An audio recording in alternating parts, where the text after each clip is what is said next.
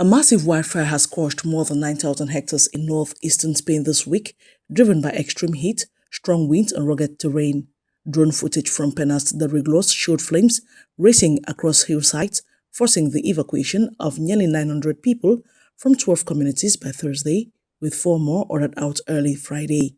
The blaze threatened the historic San Juan de la Pena monasteries, prompting authorities to move royal remains and cultural artifacts to the Museum of Huesca. More than 500 personnel and 22 aircraft have been deployed, while investigators probe whether nearby roadworks sparked the fire.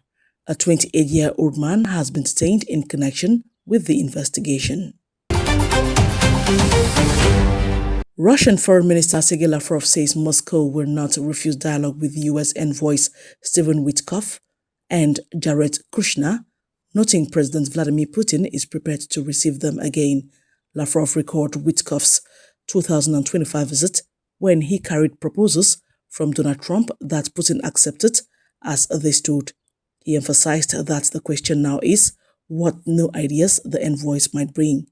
The Russian diplomat added that Russia has submitted questions to Washington about alleged U.S. involvement in strikes inside Russian territory, saying Moscow awaits a response.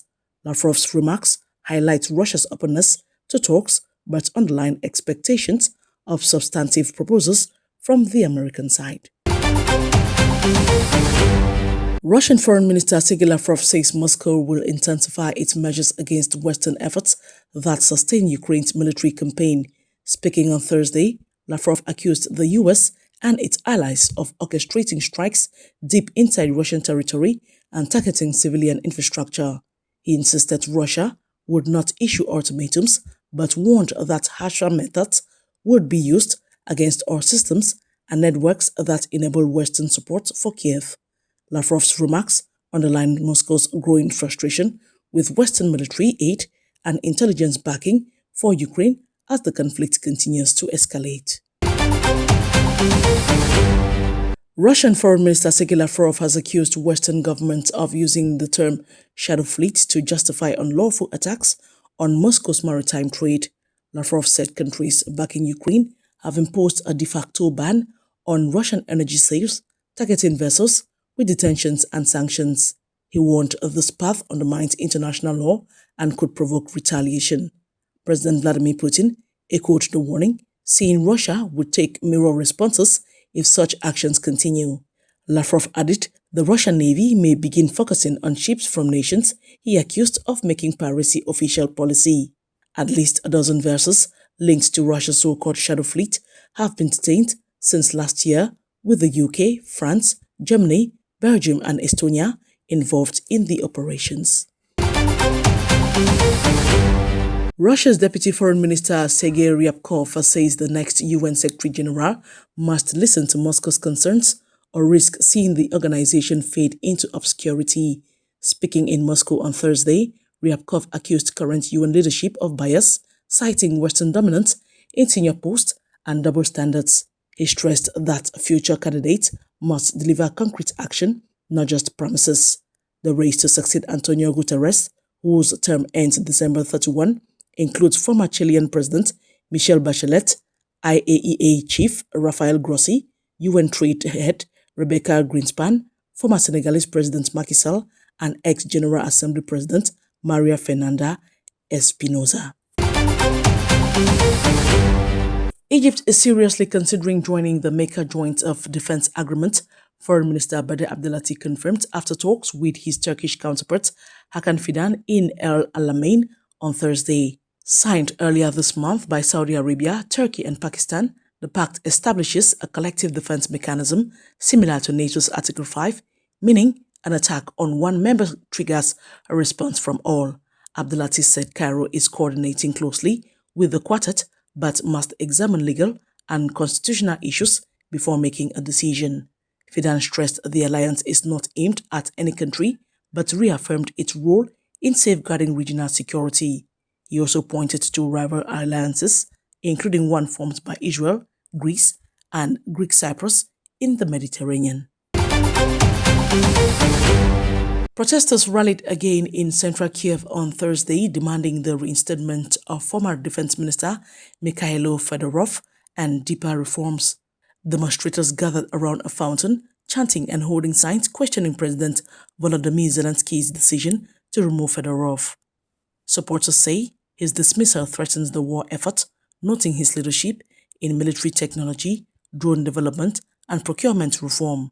Zelensky later offered Fedorov the role of Deputy Prime Minister for Military Innovation, but he rejected it, insisting only the Defense Ministry's powers would allow him to continue his reforms. The reshuffle also saw Prime Minister Yulia Sviridenko replaced by former Naftogaz chief Sergei Koretsky. Hundreds of Dutch farmers rallied with tractors in Sherna on Thursday, protesting strict nitrogen rules ahead of a larger demonstration in Den Bosch. Footage showed convoys crossing farmland before farmers gathered with flags and protest signs. Anger has grown over plans in North Brabant to revoke permits from 5 poultry farms, part of wider efforts to cut nitrogen emissions. Farmers say the rules threaten their livelihoods, with spokesperson Ingrid warning they could lose half their animals without compensation. Agriculture is a major source of nitrogen pollution, and courts have ordered the government to meet legal targets by 2030. Current projections suggest the Netherlands is still on course to miss them. The Central African Republic celebrated 60 years of independence on Thursday with a major military parade at Camp Kasai in Bangui. President Faustin Archange Touadéra, sworn in for a third term earlier this year, called for unity and acknowledged the challenges ahead, saying the road to development is still long. Footage showed cadets, infantry, special forces, and female soldiers marching past, followed by motorbike units, armored vehicles, and bomb disposal teams. The parade highlighted efforts to strengthen the armed forces through training and cooperation, with Rwanda playing a key role. Touadéra praised FACA for restoring state authority and thanked MINUSCA, Russian, and Rwandan forces for their support. The Central African Republic gained independence from France on August 13, 1960. Mali's transitional president Assimi Goita has granted a presidential pardon to French national Yann Veselye just 2 months after he was sentenced to 20 years in prison for allegedly plotting to destabilize the government. Government spokesperson Brigadier General Issa Ousmane Coulibaly said the pardon, issued August 13, does not overturn Veselye's conviction and requires his immediate expulsion from Mali. Authorities credited discreet mediation by a brotherly country for helping secure the decision. Veselye, who worked at the French embassy in Bamako, was arrested in 2025 and accused of working with French intelligence. France rejected the allegations as unfounded. The case comes amid tense relations between Bamako and Paris, with Mali repeatedly accusing France of interference, claims Paris denies.